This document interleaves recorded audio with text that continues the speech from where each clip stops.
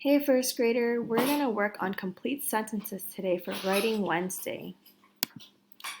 So when you're writing, you always need to write in complete sentences. You also need a noun and a verb.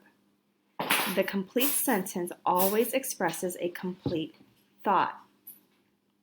So let's try something. Well, let's first review what are nouns and verbs. Nouns are a person, place, or thing. It can be your teacher, that's a person, that's a noun. Place, it could be school, that's a noun. Or a thing, pencil, that is a noun. A verb is an action, something that you do.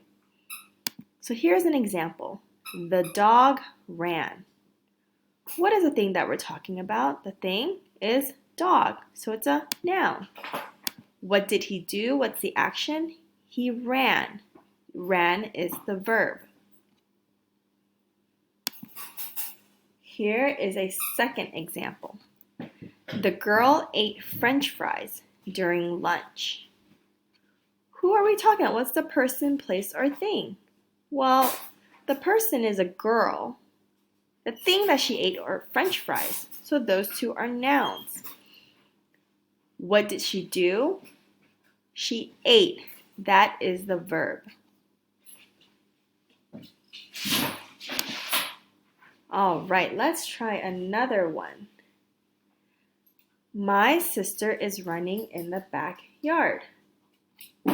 What's the noun? What's the verb? Okay. My sister is running in the backyard. Sister is a person, so that is the noun. And running is the action. That's the verb. Let's try one more. The teacher baked us cookie. Who's the person we are talking about? Right. The noun is teacher. That's the person. And baked is the verb. That's the action. Now you know how to write a complete sentence. Always use nouns and a verb.